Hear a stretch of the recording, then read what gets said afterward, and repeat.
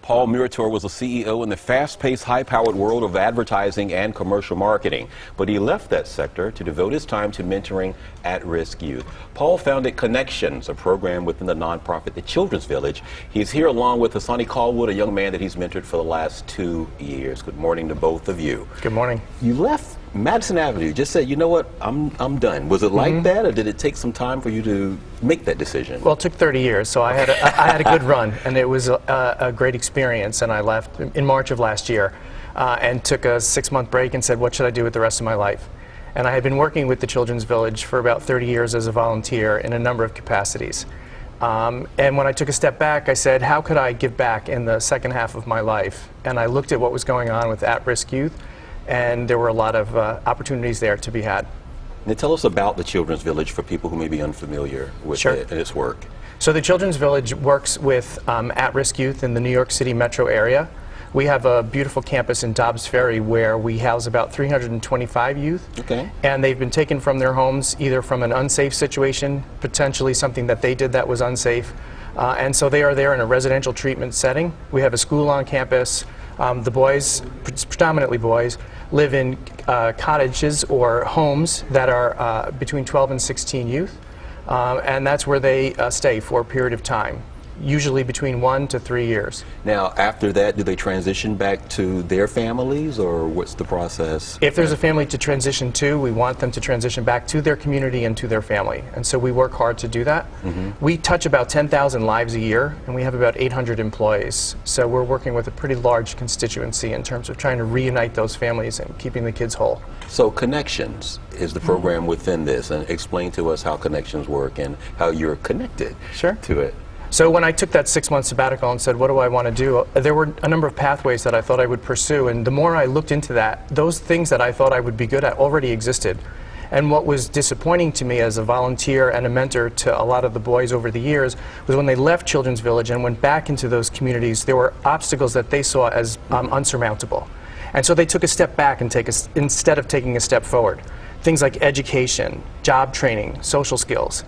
And so I said, how could I add to the system that was already there, because there are so many resources available, and how would I connect those resources to those youth as they move out of the system and live fully independent lives? So unlike the mentors at Children's Village who stay with Children's Village and do great work with those kids, my mentors at Connection will live beyond Children's Village with the boy for a period of at least a year. And for situations like Hassani, we've been friends now for 2 years, and hopefully will be as he continues his life and we stay connected for the next 10 or 20 years. But our job at Connections is to take them to that next step or to the next few steps, as those obstacles can sometimes really destabilize what was done at the Children's Village. Let's bring in Hassani. And Hassani, good morning to you. Good morning. So how did you two meet?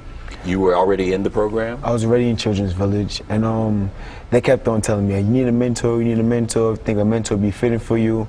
I kept on turning it down. No, I think I'm good, I don't need a mentor. They finally sat me down and had me cornered. They had me sit down with Paul, and I like what he stood for, and that's how our relationship started. We went out, he told me more about his life and his story, and I could relate to it, and then from there we just built a nice relationship built off of morals and respect. So tell me, are you from New York, or where in New York are you from? I'm originally born in the Virgin Islands, but I grew up, I was raised in Brooklyn. Okay, Brooklyn boy. Okay. So with that, you said that there are a number of kids, in the program like that. So how do you mentor Hassani? Like, in which areas? What do you do? Just explain to us the connection, the relationship. Sure. So when you meet someone like Hassani as a mentor, you normally spend about the first 3 months of that relationship just getting to know one another. Right. And it was great to meet somebody like Hassani who had so much potential and wanted to do things. He just wasn't sure which pathway to follow. So we had lots of conversations about whether he wanted to be a policeman, whether he wanted to go into the armed services. And so we explored those things together. And so they were meaningful experiences. Sometimes they were just fun. We would share a meal, go out for the afternoon. He had a good time at a high school football game for my local high school football team, and met my daughter and her friends. And so we shared life together. And then in that process, he actually settled on an education path. Helped introduce him to the college campus and what that was like to study those things and to test it So a lot of the other things that we explored together didn't pan out for him, but it was exciting to see him come alive, to realize that there were meaningful opportunities for him to continue his own development. So Hassani, which path are you on now? Did you make a decision about how you're going to give back to the community? Yes, sir. I decided to just take the educational. Stop calling me sir, but go ahead. I decided to, I chose the educational path. And right now, I'm currently in school full-time. I work, and I'm actually giving back by being a part of this mentor program and another mentor program where I give back to kids in foster care. Really? Mm-hmm. So what year are you in school? Like, how close are you to finishing? I graduate next year.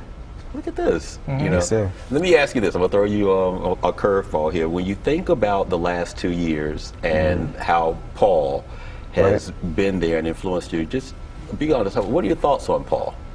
You know, when I first met Paul, I thought that we wouldn't get along because we're from two different backgrounds. But I feel like Paul is an honest guy that has good intentions and means well. Just by knowing Paul, he has shaped my outlook on life. He has broadened my perspective, added to my morals and things that I live by. And he just welcomed me in as family and helped me change my outlook on life and just helped build me up into the man that I see myself 5-10 years from now. So he's a wonderful guy. Hassani, you have our best wishes. Yes, sir. You know, and you come back and keep us in touch with how you are doing. Paul, if anybody is interested in also becoming a mentor at the program, what's the website or the contact info that we can pass along to them? Our website is childrensvillage.org/connections. Would love to have people mentor. It's an easy task. You bring who you are to the experience, and really, relationships are the basis for human transformation.